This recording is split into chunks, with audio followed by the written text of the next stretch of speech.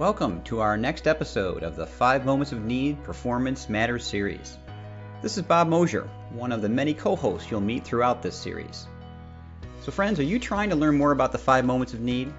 Maybe how to design for them, implement for them, measure them, and even sell them as an approach to your enterprise.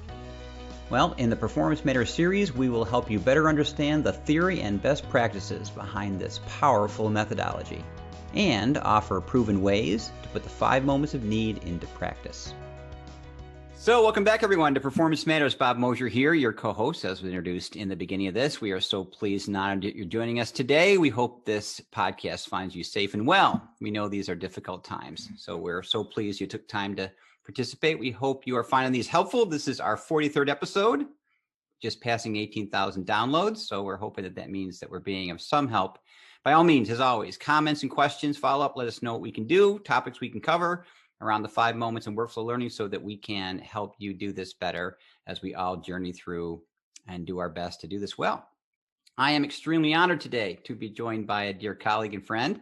Gotten to know this young lady over the last several years. So impressed with her work, her dedication to the craft, and the way she has taken on 5 moments and workflow learning in a really remarkable way. So looking forward to her sharing her story with us today. This is an Experience Matters podcast, one of our most popular. So rather than read a bio, hate doing that, I will let this dear friend of mine do that better than I ever could. So Megan, it's great to have you here. We're so honored. Why don't you give us a little bit on your background in L&D, your team, and kind of a little bit about how you got started in 5 moments. And of course, we'll take it from there as we get deeper. Thank you so much, Bob. I'm so humbled by that introduction, and I'm so thrilled to be here with you today.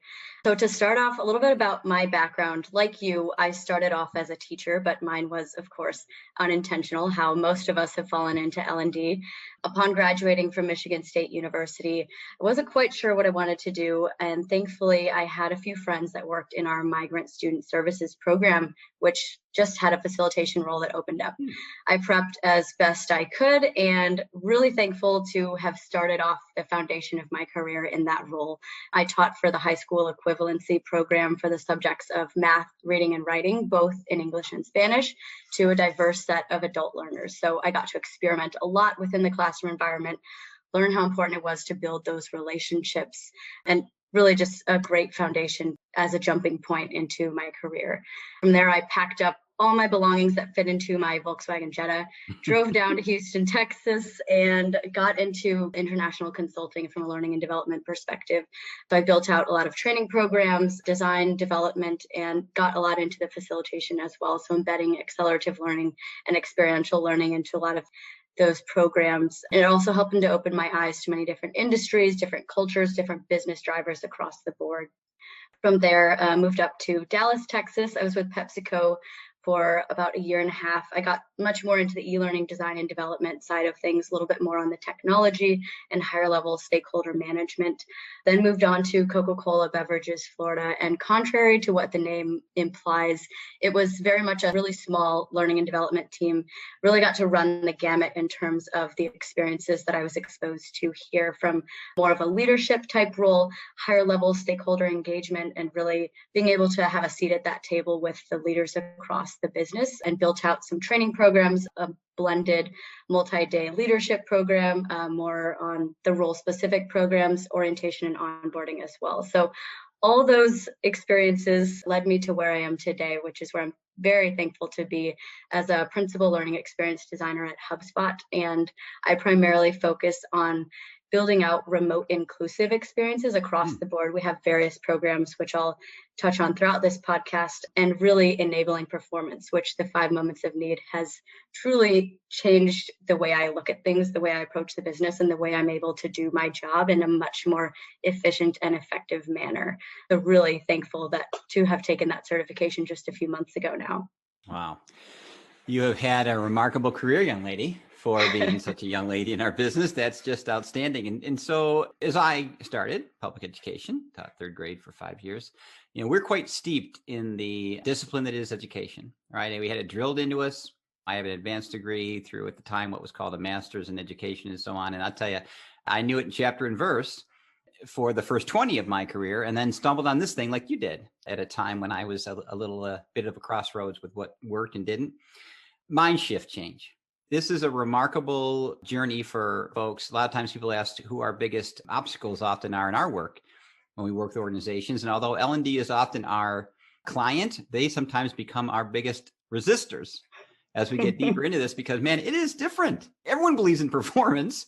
Everyone got into this to do that. That's the ultimate goal. It always has been. But boy, I tell you, to truly design from that perspective is really different. Can you walk us a little bit through your journey of this mind shift change about what that's been for you about performance versus knowledge?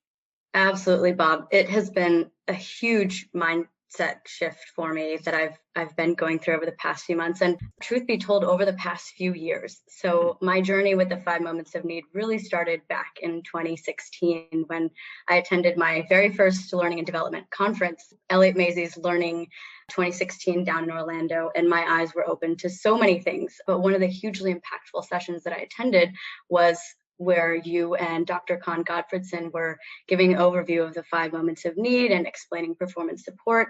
And that was a major light bulb moment for myself. I knew that back in my role, we were taking orders, designing as quickly as we could and really responding to those requests, but we weren't truly partnering with the business and getting to the bottom of those business objectives and really understanding from the learner's perspective. So from the traditional way of doing things, I knew that it just wasn't hitting the mark. I started to chase performance support and really try to understand conceptually what the 5 Moments of Need looked like in practice and what great looked like from that moment. And it's really been a journey ever since.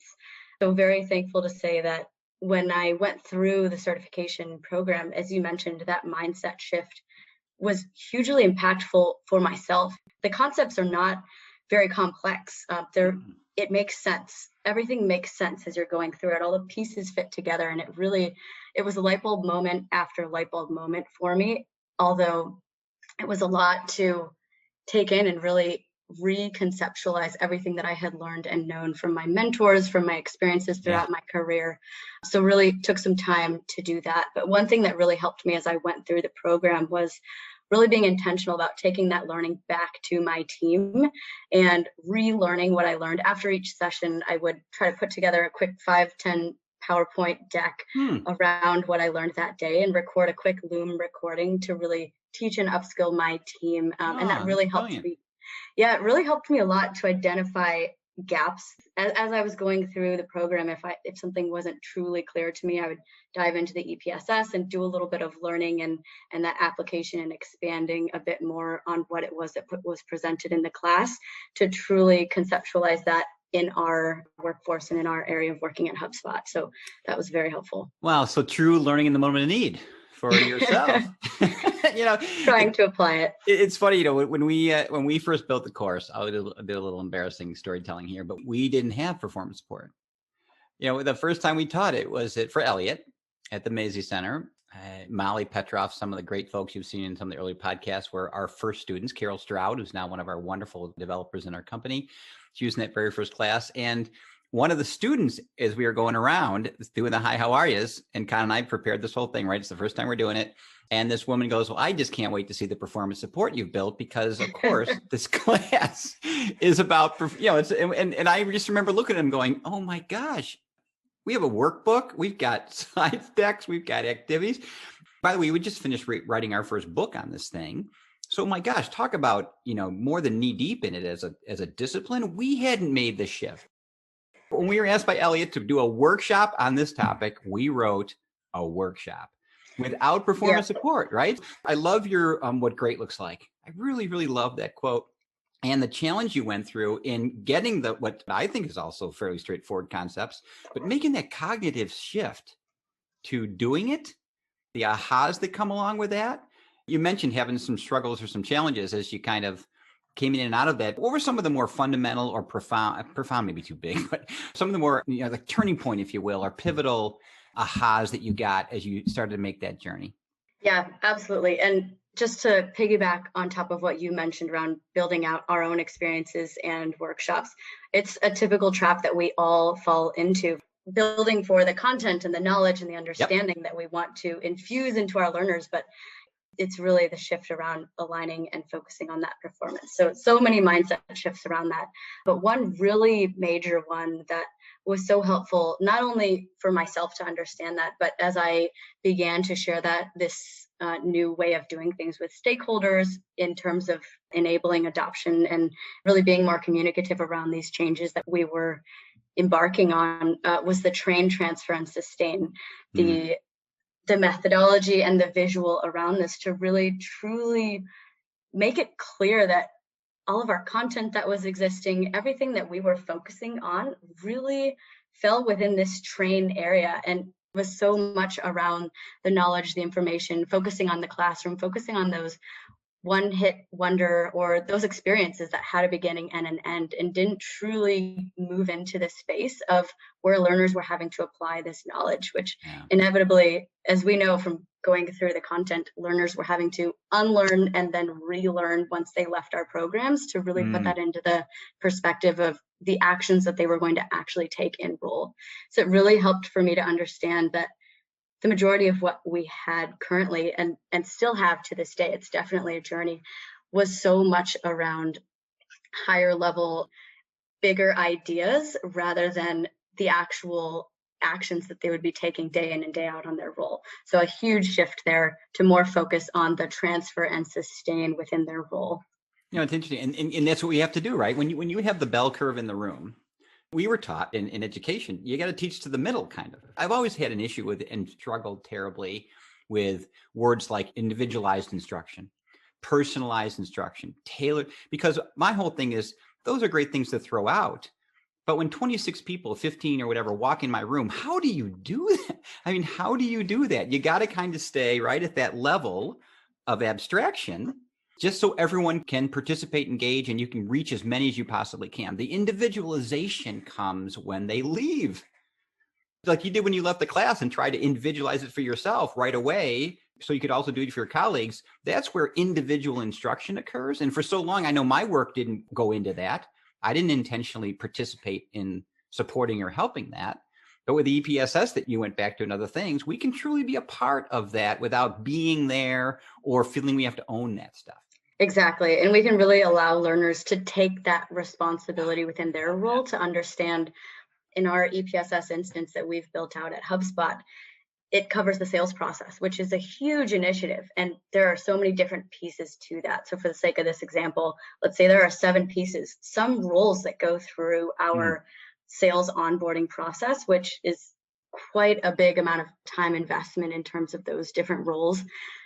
They may only be covering that first piece of that sales process. Right. So they're spending so many weeks out of the workflow, and it's really around implementing that performance support, designing and enabling for them to be able to use some of these aspects in role instead of expecting them, for example, to go back and review a long e-learning or a long slide deck that they may have gone through in that week 2 when they're actually needing to apply that. We've been embarking on, of course, the mission of taking a lot of that content that's already developed and putting that into those bite-sized performance support pieces in a way within our EPSS that's easy for them to navigate to.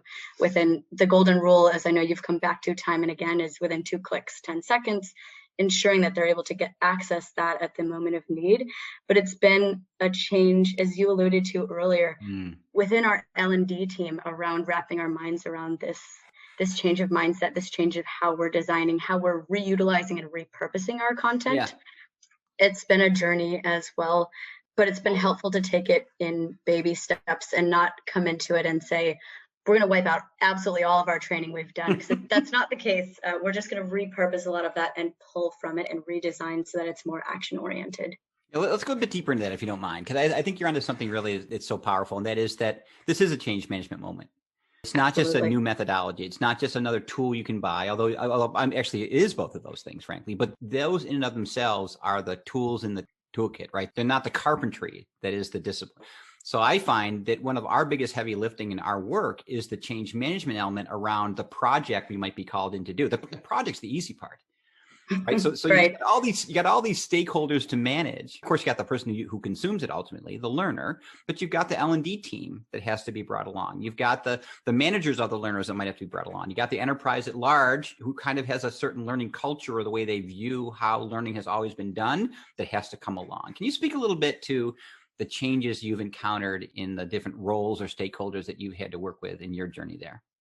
Yeah, absolutely. So I'm really grateful to say that it's been a pretty smooth journey in terms of implementing the 5 moments of need and presenting to our stakeholders. So I've done a lot around the front end in terms of communication around where we're planning to go with this EPSS, a lot of the drivers and the theory and the methodology that's backing this up in terms of talking through train, transfer, and sustain, talking through our current problems, and really the business driver around reducing that time to ramp learners into that full performance and role. So everyone is very much aligned around that. So that's kind of a no-brainer. There's no friction there. But in terms of different areas of where this may have taken more time is around our learning and development team. We have typical ways in which we use templates, and we have an intake form, and we've got processes that we follow internally.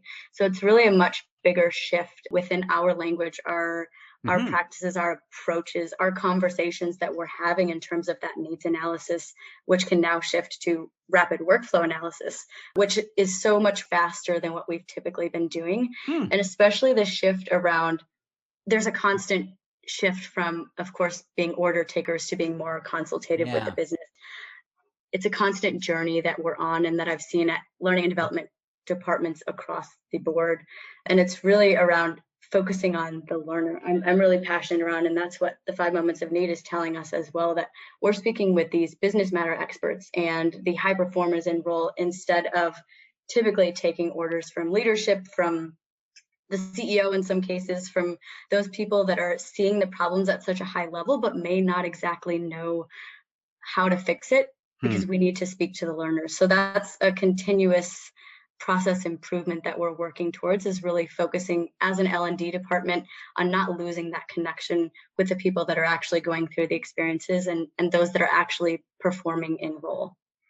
You know, and we talked about SMEs, Yep. right? Again, there's so many changes, subtle but collectively powerful, that you go through as an ID in this. One of them is SMEs. You lived and died by them. Their time was invaluable. There's only so many of them that are in many organizations, frankly. And I get all that, but I love the way you're pivoting on the learner than necessarily an SME who frankly is fairly learned in what you're going to teach. Can you talk a little bit about how that role may have changed on the intake side and the analysis side for you guys? Absolutely. And especially as I think back to some of my earlier days and to some more junior designers that may be listening to, I know there's that constant pressure of feeling like you want to make the most use of everyone's time, especially when we're thinking about SMEs and those that are at a very high level within the business, maybe are tenured about 20 years and they've got a wealth of knowledge.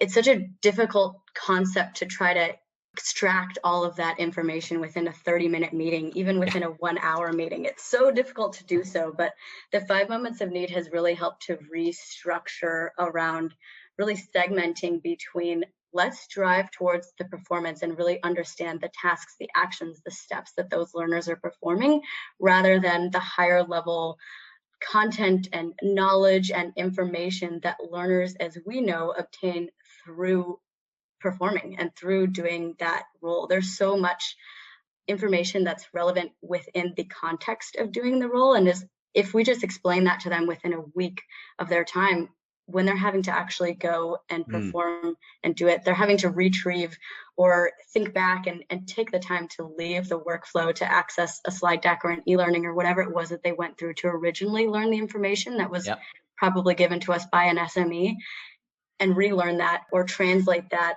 or reach out to peers or take that additional time. That's, of course, taking away from that time actually performing and within the workflow as well. It's a shift, right? Con was the person who coined BME for me, business matter expert. We had to call him something. So you got your subject matter expert, who are by definition, by the subject they have mastered, they are an expert in it.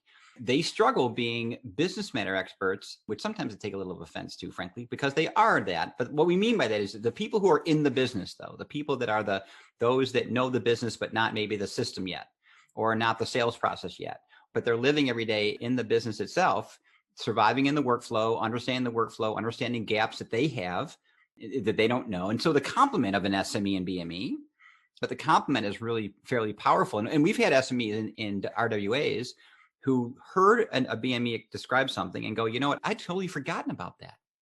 Yeah. I don't even do that anymore. Well, right. That's why you're an SME. Yeah. It becomes so second nature. Right. And I'm trying to write a course or write an experience or develop embedded performance support for the person who has to still remember and do that stuff that has become so intrinsic to you because of the nature of who you are. So powerful stuff. This EPSS thing. Yes. Con and I've tried forever to come up with a different acronym, only because EPSS has been around a long time. I mean, I don't know where you were in 1991. I don't dare ask, but you're probably fairly young at that point, if maybe even around. But I was around, but not training yet. Yeah. She wrote this remarkable book, but people equate it to job aids. People equate it to a embedded pop-up menu. People even remember Clippy, if you are old enough to remember that darn thing in Microsoft Office. But, they oversimplify the potential of what we know it to be now. Right. What's your journey with that side of this development and this, in many ways, I really think, new tool to our tool set and toolkit that I know I didn't have in the way we think about it today? How has that journey gone for you? Yeah, that's such a great question, because that's been another huge mindset shift for me. I think I've had at least 20 aspects that really play into this overarching mindset shift that the 5 moments of need has set me on. But the performance support pyramid has been really helpful from a segmentation perspective to understand at which point in time different aspects or different designs of performance support might help learners best. And then it's been really helpful to really think in terms of the modern learner, especially as we think about TikTok and some of these other really short and concise video clips that may tell an entire story within a minute and a half. And it's honestly really impressive. That in itself is performance support and infographics and quick guides. And it's so helpful not to limit ourselves to, as you're mentioning, the ways of the past. And I'm continuing to get inspiration from our learners as well, as I have conversations and interviews and touch base with learners to really understand some of those areas of friction or where we may have gaps in our current training programs. A lot of the times they've already got user-generated content. They have taken the initiative and put a few things together, and that's all they might need. It doesn't need to be very aesthetically pleasing. It's really just got to serve the purpose at that point in time. So it's been really helpful to understand and chat with others that have also gone through the 5 Moments of Need program to start to see what this might look like in other industries and understand what types of performance support they're using as well. I had the pleasure of chatting with Chris King just the other day as we were comparing what our EPSSs looked like, because we both built them out within the same system. Ours is within the Confluence wiki at HubSpot so far, that the methodology begets technology. So as I was going through the certification, I held back on determining what this would look like in our workflow and in our environment. Thank you. So after a lot of designing of the proof of concept and working the methodology and working the process, it became clear that it made the most sense to do what was already adopted within our organization for the time being, and then continue to iterate and improve upon that. So let me ask you a question there, young lady. So I always quote my grandfather, who was just a brilliant mentor to me in my life. He said, just because I can swing a hammer doesn't make me a carpenter. And I can't tell you how many times I've stumbled over tools in my career that some great rep at some expo, God bless them. I'm not saying it was malicious, but to your point earlier, I was so enamored with the demo, so impressed with the feature function, and saw 1,000 applications I could do it, that I bought the tool for the sake of the tool. And then I came home and maybe I did build something remarkable with it, but then I ran square into the change management again. Here it comes, topic of where'd this come from? Why are you guys building this for me? There's the usage of the tool, and I think adoption's a different thing. Absolutely. Right? How has it gone at HubSpot with that side of it? Has it taken some work on your part did it come natively to the learners, or did you do some setup to be sure they were prepared? How did that segue go in that change for you folks? Yeah, so full transparency here, we are still on this journey in terms of change management and really ensuring that there is adoption among our learners within the sales side of the organization, which is what we've built it for at this point in time. And there is still a bit of design work for us to do in terms of embedding that within that learning experience of allowing opportunities, whether that's a scavenger hunt for them to go find something within the EPSS, or activities where we're directing them to work a certain part of the EPSS or a certain piece of the sales process to click in there, jump to the context or jump to the actions and ensure that they're aligned on the value that this provides, or click to some of those learning bursts that may have a 1-minute video within that piece of the workflow. So it's all designed to, of course, help them to understand where they are in the workflow, which tasks to complete at what time. But on a larger scale here for technology, change management is such a huge piece of this. We move very rapidly at HubSpot, and we've been really changing and trying to stay on the front end of things. I was chatting the other week about our LRS and how that's been helping us to better understand data and really understand the behavior of our learners. But when going about really trying to purchase and implement and roll out technology, it takes so much longer to do that well. And change management is a really huge piece of that.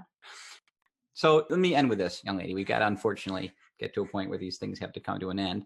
I always hate when they do, but you really are, in my opinion, a remarkable young up and coming leader in our space. I've just been so impressed. So impressed with your diligence, your passion around it, your receptivity to being a true learner yourself. I think those that are good at that become good bestowers and guidance and creators of learning for others. You've just been so remarkable. What advice would you give, looking back, Megan, on your 5 moments experience, but your experience in general, to people who are beginning, that you'd say, look, if someone had told me that when I had started, maybe I'd be in a different place, or maybe avoided a couple of mistakes. What advice would you give to folks? Thank you so much again, Bob. I'm really humbled by this question. So looking back and speaking to more junior designers and really anyone in general, I've tried to boil this down to some really key aspects here. So number one would be education and that investment of time in yourself. And I'm by no means saying go back and get a master's degree or get a PhD. I actually do not have one myself. What I've been really intentional about is listening to podcasts such as this. So all of you listening, kudos to you. There's some other really great podcasts out there as well, and other resources such as blogs. LinkedIn is such an incredible resource. Follow some of those learning and development leaders and those innovators, and feel free to reach out to them as well. This was something that I was really nervous to do earlier on in my career, but we are in learning and development for a reason. We rally around helping others, and we're all really passionate about that. So if you take the time to construct a really well thought out or purposeful message and ask for some time about conversing about an onboarding program or something specific, whether it's an LRS or the 5 moments of need, I think you'll be pleasantly surprised by the amount of people that will be willing to chat with you on that. So that is a huge one as well. Consulting skills is a major piece here. We kind of alluded to this earlier, but take the time to ask the questions and really keep in mind that you're solving for the business, you're solving for the learner. I know much earlier on as well, I was so nervous to throw up a red flag and say, hey, I need to ask a question, or like, can we dive deeper here? Or let's book 30 minutes to really better understand this request, because a 5-day training program may not be the answer here. So really taking the time to ask those questions, and of course, being prepared with constructing those questions in advance, but diving deeper and really getting to the business objectives really helps to make us be better business partners here, because the majority of the time that pre-subscribed outcome or that solution that they think L&D needs to bring to the table is the answer. It's not always going to be a course or whatever it may be. And then don't be afraid of change. As Bob was mentioning, we've got XAPI, we've got LRSs, we've got LXPs. There are so many things that are happening within our industry, and it's a really exciting place to be. And it's a very rewarding ride at that, but don't be afraid of that. Take some time to read a quick blog post or whatever it may be, to just ensure that you're aligned and aware of what that may be, to be able to have those better conversations and really help to get to know and ensure that you're staying on the forefront of those things. And then the final one, and I'm going to say this is the most important, and this has been drilled into me by many mentors throughout my career, whom I'm very fortunate to have, is saying yes to opportunities. Mm. Even though you may not know exactly how to do something and you may need to run off and do a quick Google search and spend a few hours figuring something out, feel the fear and do it anyway. We've all got a very healthy dose of imposter syndrome, and it's really just there to remind you how much you want to do something. So do things with intention, and if you take the opportunity, I think you're going to surprise yourself to see how far you can come. So do things with intention, as I mentioned, with integrity and with passion, and I think you will be on a great path. And feel free to reach out to me at any time as well. I'm always here to help, and I'm so humbled to have the opportunity to chat with you today here, Bob. So thank you again. Well, the pleasure's ours, and you are anything but an imposter, young lady. You have earned your stripes. Our industry is in great hands with leaders like yourself coming in behind us. It inspires me, as it always has every time we talk, to have watched your work, to have worked with you. So appreciate your time today to share really some wonderful learnings on your side. And that's why you're so wonderful, because you, as you ended your part, you're one of those in our industry that gives back, has gotten plenty from those that have been fortunate enough to have you come across their path. But at the same time, you are a consummate learner, and that's why you're a wonderful learning professional. So thanks, Megan, so much for being here. Thank you so much, Bob. It's all about paying it forward. So I'm here to help however I can. It is. Well, be well, be safe. Friends, thanks for listening. You can reach out to both of us, of course, for follow-up. I'd love to have that. Megan, thanks again so much. Be well, my friend. Thank you. Thank you, Bob. Well, that's it for this episode of the 5 Moments of Need Performance Matters series. We look forward to future conversations around how to best put the 5 moments of need into practice. We welcome your feedback and can be reached on Twitter using my Twitter handle at BMOSH, as well as our 5 Moments of Need website, which is www.5momentsofneed.com. We hope you're finding these helpful and will subscribe to future episodes. Have a great day, friends.